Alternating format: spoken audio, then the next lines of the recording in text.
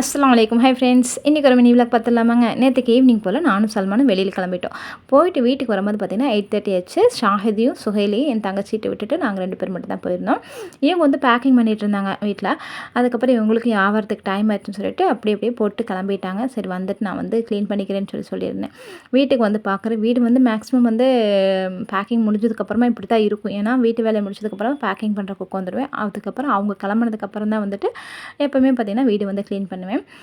இன்றைக்கி வந்து சரி சாம்பார் வந்து ஃபஸ்ட்டு வச்சு விட்றலாம், அதுக்கப்புறம் வந்து ஒவ்வொரு வேலையை வந்து செஞ்சுக்கலாம் அப்படின்னு சொல்லிட்டு சாம்பாருக்கு வந்து கொஞ்சமாக பருப்பும் போட்டுட்டு அதை ஊற வச்சுட்டு தண்ணி வந்து வச்சுருக்கேன் பருப்புக்கு. இப்போ வந்து கடையிலேருந்து வரும்போது கொஞ்சம் காய் வாங்கிட்டு வந்திருந்தேன். அவரைக்காய் போட்டு சாம்பார் வச்சு ரொம்ப நாள் ஆன மாதிரி இருந்துச்சு. இவங்களுக்கு அவரைக்காய் சாம்பார்னால் ரொம்பவே வந்து பிடிக்கும்.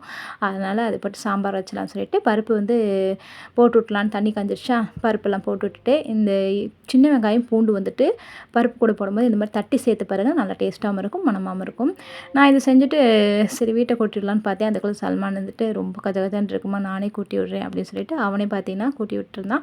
ஆனால் சின்னது அப்படி கிடையாது. நம்ம வந்து முக்குன்னு வீட்டை கூட்டி விட்றா அப்படின்னு சொன்னால் தான் அவன் வந்துட்டு செய்வான். அந்த மாதிரி அவன் சல்மான் அப்பா வந்து பார்த்ததுமே வந்து செஞ்சுருவான். அதுக்கப்புறம் சரி நம்ம பாத்திரத்தையாவது விளக்குவான், அவன் வந்து வீட்டை வந்து க்ளீன் பண்ணி கொடுத்துட்டானல்ல அப்படின்னு சொல்லிட்டு நான் வந்து பாத்திரத்தில் எடுத்து சிங்கில் போட்டு விட்டுட்டேன்.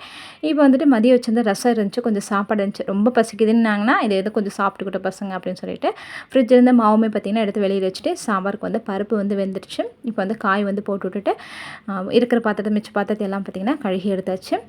அப்படியே பார்த்திங்கன்னா இட்லியுமே வந்து ஊற்றி வச்சுட்டேன். இந்த தடவை என்னமோ இட்லி ரொம்பவுமே பார்த்திங்கன்னா நல்லாவே இல்லை, ஏன்னா சப்பி போய் கிடந்துச்சு.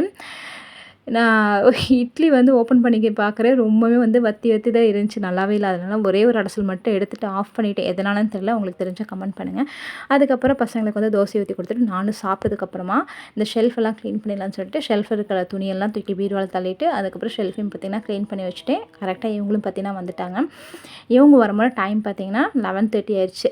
இதுக்கு மேலே பார்த்திங்கன்னா அவங்களுக்கு தோசை ஊற்றி கொடுத்துட்டு படுக்கிறக்கே பார்த்திங்கன்னா எப்போயுமே 12 மணி 12:30 ஆயிருங்க.